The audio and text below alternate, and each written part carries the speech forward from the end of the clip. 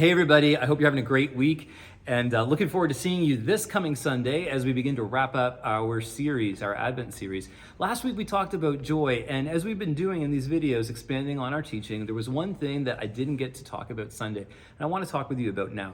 It comes to us from 2 Corinthians chapter 8, starting at verse 2. I'd encourage you to read verses 1 to about 10. If you want to check those out, I think it would be a good thing for you to do in light of what I want to share with you today. The aspect of joy that Paul talks about here is the expression of that joy. We talked about how joy gets us through the trials, the challenges we face. For the joy set before him, Christ endured the cross. The Apostle Paul is talking to the Corinthian church here, and he's talking about joy, and he's encouraging them to express their joy through giving. Christmas is really that time where we give. We give gifts, we give our time to others, we share our homes with people, we have people in. And generosity is such an important aspect of expressing our faith and worship of Christ. Our series is about adoration, and one of the things that we'll talk about this Sunday in that is the Magi, the kings that came to see Jesus, and they gave. They gave out of their treasure, the things that they had acquired over their lifetime. I want to encourage you today. It's never about the amount, but I want to encourage you to do something maybe a little more generous than you might otherwise have done during this Christmas season. Now, that could be towards a neighbor, a friend, a family member, but also I want to highlight the opportunities to do that through your church. Because of your generosity this Christmas season, we have been able, through Neighbor Support Center, to provide coats through a Dartmouth coat drive to every single male, to every single man that had registered to receive a coat. And Lori tells me every single one who was on the waiting list. Another organization took care of the women, and we had the privilege of providing all of those coats to these guys. How amazing is that? It's something that you have done. Over the course of this entire year, we've run a program on Wednesday nights called English Conversation Club.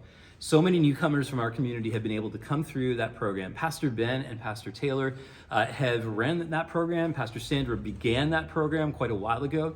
So many of those folks have come back to us and talked about how we played such an important role in their settling here in Canada. And many of them have actually come out and attended our Sunday services at different times.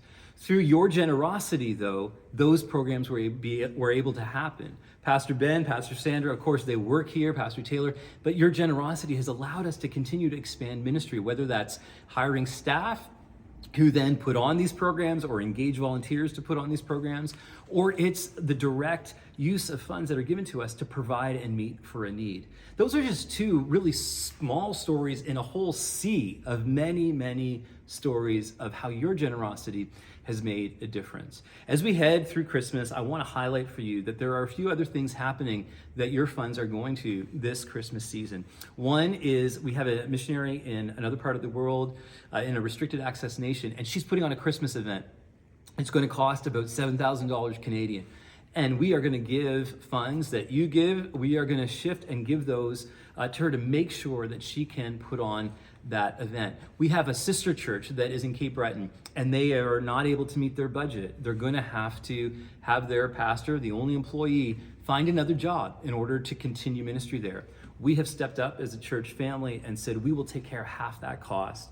So we're providing and committed $10,000 over the 2025 fiscal year to provide.